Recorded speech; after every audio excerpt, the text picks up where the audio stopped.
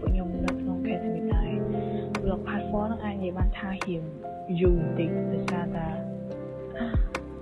នឹកស្ងៀមខ្លាំងពេកអាចកាត់ blog នោះបានទេអានេះលំឡើងពួកខ្ញុំបានទៅប្រាសាទបាលីលេហើយបានញ៉ាំស៊ុបញ៉ាំនំបញ្ចុកអីនៅក្នុងប្រាសាទហ្នឹងពេលព្រឹកហ្នឹងពួកខ្ញុំនិយាយទៅព្រឹកថ្ងៃហ្នឹងនៅបានតែប្រាសាទបាលីលេប្រាសាទផ្សេងៗទៀតហ្នឹងពួកខ្ញុំបានទៅហើយបន្ទាប់ពីយើងដើរមើលនៅជុំវិញប្រាសាទហើយក៏យើងធ្វើដំណើរបន្តទៅមកកន្លែងទៀតហ្នឹងគឺសៀមហ្គារីនៅនឹងដូចជាសារមន្ទីរអ្នកនរគ្នាហើយនៅក្នុងនោះមានអីច្រើនខ្លាំងមានរូបចម្លាក់មានអីហើយទៅគឺមាន like everything នៅក្នុងនោះនិយាយទៅអ្នកនរគ្នានៅក្នុង blog platform ហ្នឹងអត់មានសកម្មភាពអីច្រើនទេមានតែទេសភាពមានតែអីដែលពួកខ្ញុំនិយាយទៅឆ្លៀតថតបានខាងដោយសារតែថ្ងៃចុងក្រោយនោះវាបាក់ដែរតែវិញទៅអត់ទៅបានថតអីច្រើនទេហើយទៅអានេះគឺនៅក្នុង Film Gallery ហ្នឹងគឺថាធំខ្លាំងមែនតើថាមានអីគ្រប់យ៉ាងមកពួកខ្ញុំចំណាយពេលបំផុតធំនៅក្នុងហ្នឹងអ្នកនរគ្នាហើយដើរថតដើរអីឡើងពេញហ្នឹងមកដោយសារតែស្អាតនៅក្នុងនោះស្អាតខ្លាំងមានរបស់ផ្លែផ្លែដែលខ្ញុំអត់ដែរឃើញហើយវាថាស្តារបស់កម្រមានទាំងហុកចម្លាក់មានទាំងហុកគំនូហើយនៅក្នុងមានពីរជាន់អស់គ្នានេះហ្នឹងខ្ញុំបានឡើងទៅជាន់ទី2ហ្នឹងពីជ្រុយហ្នឹងគឺមានហុកគំនូដែលគេតាំងនៅតាមជាងតាំងអីណាហើយនៅយូទូបគឺនៅក្នុងធំខ្លាំងហ្មងមានអានេះបើម្ដងនេះហ្នឹងគឺស្តាហុកចម្លាក់ដែលគេធ្វើដោយដៃឬហុកលំហើយដូចអីហ្នឹងដូចជាគេធ្វើនៅក្នុងហ្នឹងហ្មងអ្នកគ្នាហើយយូទៅនៅក្នុងហ្នឹងគឺធំខ្លាំងហើយមិនដឹងនិយាយថាមិនអស់ហើយដើរថតគ្រប់កន្លែងហ្មងអានេះដូចជាកៅអៅtraditional និយាយខ្មែរចេះតែអង់គ្លេសនេះឃើញកញ្ចក់អញ្ចឹងទៅក៏ថតពីអភ័យខ្ញុំពេលនោះខ្ញុំដើរពីអភ័យខ្ញុំហើយបងជិះជាមួយខ្ញុំពីរនាក់នោះក៏ដើរទៅណាផ្សេងទៅទៅគឺថាបែងចែកគ្នាដើរពីហ្នឹងមកអានេះស្តាវត្ថុបុរាណទៅតែរបស់កម្រ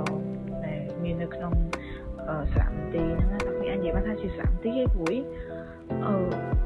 like នឹងនិយាយថ្មចេះបើកន្លែងនេះគឺជាខ្ញុំចូលចិត្តសង្កេតមកអ្នកនរគ្នាស្អាតហើយប្លែកហ្មងមានវាមើល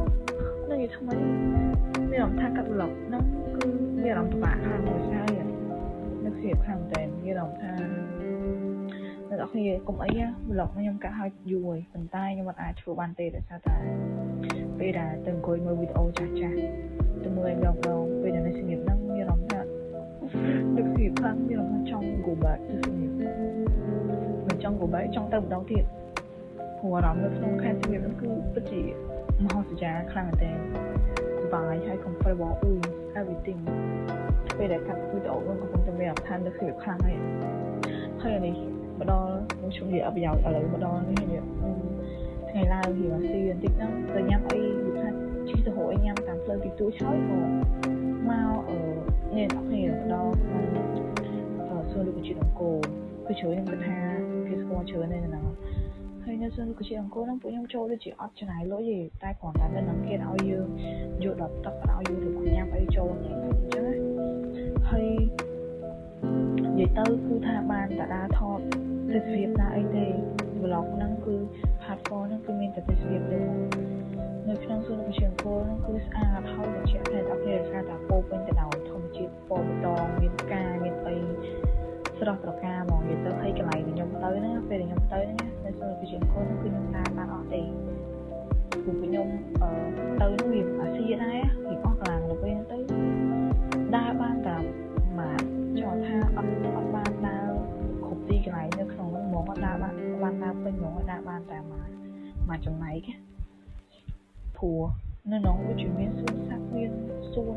មានកន្លែងបាំងធ្នូមានអីទៀតតែខ្ញុំបានដើរទៅដល់ដើរបានធំកន្លែងហាងកាហ្វេគេហ្នឹងហើយបន្ទាប់មកពេលល្ងាចដែរហ្នឹងយើងក៏ទៅ Pub Street ទៅទិញអីរបស់អនុស្សាវរីយ៍តិចតួចហើយញ៉ាំអីងាកឡើងហើយក៏ដើរជាមួយ Pub Street តិចតួចហ្នឹងក៏ដល់មកឡើងទៅផ្ទះវិញមកបាយបាយ